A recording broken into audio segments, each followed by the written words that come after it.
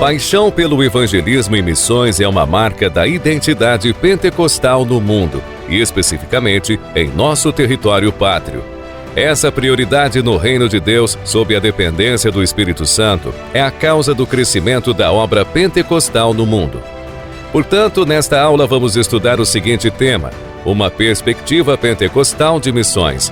Os nossos objetivos são: 1. Apresentar uma perspectiva pentecostal de missões. 2. Explicar a obra missionária após o Pentecostes. 3. Enfatizar a dependência do Espírito Santo na obra pentecostal de missões. Venha participar da Escola Dominical. Você é o nosso convidado especial. Olá, meus amados, seja muito bem-vindo. Meu nome é Leandro Pereira e você está no canal Bíblia em Ação. E hoje nós iremos falar da lição de número 5. Uma perspectiva pentecostal de missão. Muito bem, depois de uma série de missão, ou de lições, melhor dizendo, onde nós estivemos falando e comentando de missões transcultural, hoje nós iremos falar de uma perspectiva pentecostal de missões. Então, domingo, nós iremos estar falando a respeito dessa lição, dia 29/10. Pois bem, nosso textuário vai dizer assim: mas recebereis a virtude do Espírito Santo, que há de vir sobre vós, e semeei testemunha, tanto em Jerusalém, como em toda a Judéia e Samaria, e até os confins da terra. Atos, capítulo número 1, versículo de número 8. A nossa verdade prática diz assim: o Espírito Santo derramado no Pentecoste é o mesmo Espírito que Deus deseja derramar de novo na igreja na atualidade. Então, o Espírito Santo que foi derramado no dia de Pentecoste é o mesmo que Deus deseja derramar hoje, nos dias atual da igreja. Então, nós iremos estar vendo isso aí. Nossa leitura bíblica em classe se encontra no livro de Atos, capítulo 2, verso de número 1 ao 8 e o verso 14 ao 18. Nós iremos estar baseado aí. Nossa lição ela tem 3 objetivos. Primeiro, nós vamos apresentar uma perspectiva pentecostal de missões. Segundo, vamos explicar a obra missionária após o Pentecoste. E terceiro, vamos enfatizar a dependência do Espírito Santo na obra pentecostal de missões. Então, nossa lição ela vai ter esses 3 objetivos que nós estaremos falando ao decorrer da nossa lição, ao decorrer da nossa aula de hoje. Pois bem, então, nós iremos sair um pouquinho daquela rotina que nós estávamos tendo, falando de missão transcultural, né, que era um assunto muito repetitivo, e vamos entrar num assunto mais novo. Primeiro, nós iremos falar, ou eu quero trazer para vocês aqui, missão, uma perspectiva pentecostal. Veja, vou colocar aí na tela para vocês ler comigo.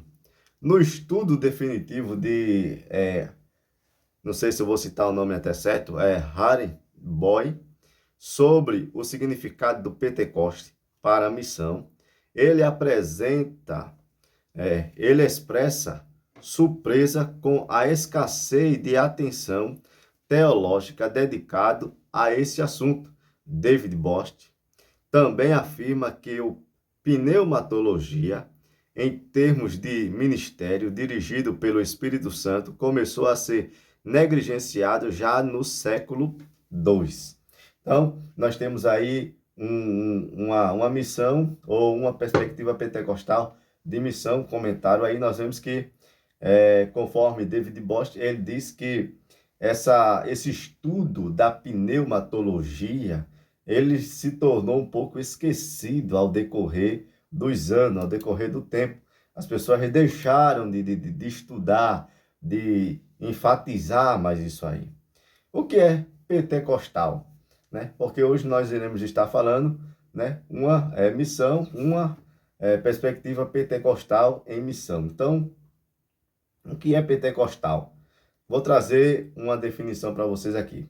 Por sua vez, pentecostal é o crente que crê na realidade de receber a mesma experiência do Espírito Santo que os discípulos receberam no dia de Pentecostes. Então, o que é pentecostal? Pentecostal, ou o que é ser pentecostal, é um crente que ele acredita na continuidade dos dons espirituais, no derramamento do Espírito Santo. Então, isso é ser pentecostal, é que receber o Espírito Santo como os discípulos eles receberam lá no dia de Pentecoste. Então, pentecostal, é isso aí. Então, pentecostal, ainda vejo o termo pentecostal é bastante conhecido em nossos dias. Passou a ser utilizado a partir do ano 1907 na Grã-Bretanha, pelas igrejas históricas tradicionais, para se referir aos crentes que criam e receberam o batismo no Espírito Santo, por causa da analogia entre o movimento no dia de Pentecostes, lá em Atos 2. Então, veja, isto é por causa da efusão do Espírito e das manifestações de poder que eram observadas por toda a parte nas Ilhas Britânicas. Então, pentecostal é isso aí. Agora, o que é Pentecoste? Porque a gente já viu o que é ser pentecostal. É você crer nos dons espirituais, é receber a mesma função, é crer na mesma função que foi derramado lá em Atos 2. Agora, o que é Pentecoste? Né? Veja aí comigo. Pentecoste, linguajar grego para referir-se à festa das semanas no Antigo Testamento, descrito lá em Levítico, capítulo 23, verso 15 ao verso 22. Receber esse nome porque é comemorada 50 dias depois da Páscoa. Então, por que recebeu o nome de Pentecoste? Porque essa festa ela era comemorada 50 dias após a Páscoa. Então, depois da Páscoa, era 50 dias, né? Essa festa era comemorada. Então, veja aí, a festa das semanas era uma importante festa de peregrinação, que comemorava o fim da colheita de grão. Normalmente, a época da colheita começava na semana da Páscoa e continuava por 50 dias até a festa das semanas. Então, você viu aí o que é Pentecoste, né? Era uma festa que existia na época do Antigo Testamento, a gente vê aqui em Levítico 23, e que essa festa ela era comemorada após a Páscoa, 50 dias. Então, e essa festa ela era comemorada por causa da colheita, né? Da festa e tudo mais. Então, deram esse nome de Pentecoste. E foi exatamente no final dessa festa que os discípulos eles receberam a manifestação, receberam ali o batismo com o Espírito Santo nessa vez. Nossa introdução, a introdução da nossa lição vai dizer assim, ó, uma característica notável do movimento pentecostal, desde o seu início, na variada do século passado, tem sido a paixão por evangelismo e missão. Nessa lição estudaremos algumas características que marcam o trabalho pentecostal em missão, uma marca da obra do Espírito Santo nestes últimos dias. Então veja que uma das características notáveis do movimento pentecostal é que desde o início, na variada dos séculos passados, tem sido a paixão desse movimento evangelismo e missão. Evangelismo e missão são a marca desse movimento pentecostal. Então, nosso primeiro ponto vai falar uma perspectiva pentecostal de missões. E vai dizer assim, somos evangélicos, né? É o primeiro subtópico. Historicamente, o evangélico é conhecido como alguém que enfatiza, primeiro, veja, o compromisso pessoal com Jesus a partir do novo nascimento. Então, o que é você ser evangélico?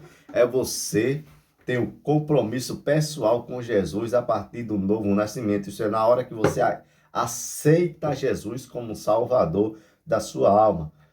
Ainda mais, veja, segundo, a autoridade da Bíblia. Então, somos evangélicos. Historicamente, o evangelho ele é conhecido como alguém que, primeiro, nasceu de novo.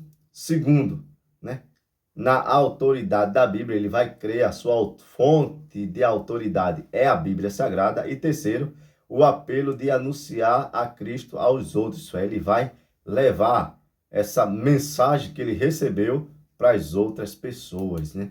Os evangélicos, eles fazem isso, levam a mensagem para as outras pessoas. Então, nós somos evangélicos. Isso é uma característica dos evangélicos.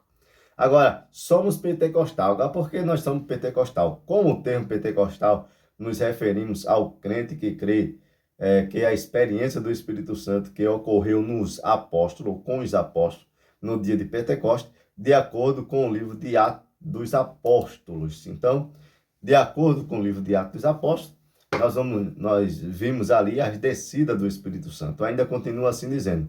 Pode acontecer hoje também, ou seja, a experiência como o Espírito Santo hoje não é diferente da experiência pelos cristãos do século I. Então, por que nós somos pentecostais? Porque nós cremos na continuidade dos dons espirituais. Então, nós somos continuistas, nós não somos sensacionalistas, dizemos que os dons cessaram, não. Porque existe um grupo, né, religioso que eles não creem mais na descida dos dons. Ele diz que, por exemplo, mesmo falar de língua ficou só para aquela época, né? Alguns dons só ficaram para aquela época, só para aquele grupo seleto, né, que eram os discípulos, aqueles que estavam lá naquele momento da descida do Espírito Santo. Então, isso aí só ficou no livro de Atos. Não serve, não vem mais nos dias de hoje, não se manifesta mais dessa forma. Mas os pentecostais, eles creem que ainda continua do mesmo jeito que o Espírito Santo desceu lá em Atos dos Apóstolos, ele continua descendo nos dias de hoje, batizando com o Espírito Santo, derramando seus dons espirituais e usando seus servos nos dias de hoje. Então, nós somos pentecostais por conta disso. Veja, contribuições pentecostais às missões, veja. O sucesso das missões pentecostais está ligado diretamente ao lugar, né, que damos ao Espírito Santo. Um lugar semelhante ao que os crentes do Novo Testamento deram em Atos dos Apóstolos. Então, a gente tem que dar esse lugar para o Espírito Santo, ele trabalhar, deixar ele agir na nossa vida.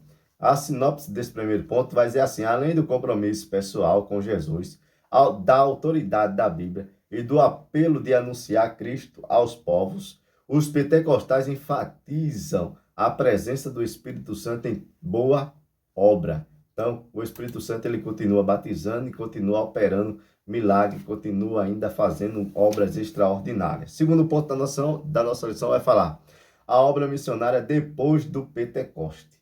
Vamos ver. Primeiro subtópico desse ponto vai falar assim: a causa da obra missionária da primeira igreja. Então veja, a descida do Espírito Santo no dia de Pentecostes é o acontecimento que impulsiona a obra missionária da primeira igreja. Então você vai ver que o que vai impulsionar a igreja a sair de quatro paredes, a levar o evangelho, é exatamente o poder do Espírito Santo que vai descer ali, aquela manifestação. Ainda vai dizer assim, ó, os 8 primeiros capítulos de Atos dos Apóstolos explicam a razão desse crescimento antes de sair para alcançar as nações com o evangelho. Os discípulos deveriam estar revestidos de poder. Isso se cumpriu fielmente em Atos dos Apóstolos, capítulo de número 2. Então, antes dele sair, né, é claro que Jesus já tinha deixado uma promessa, né? Ficar em Jerusalém até que do alto sejais revestido de poder.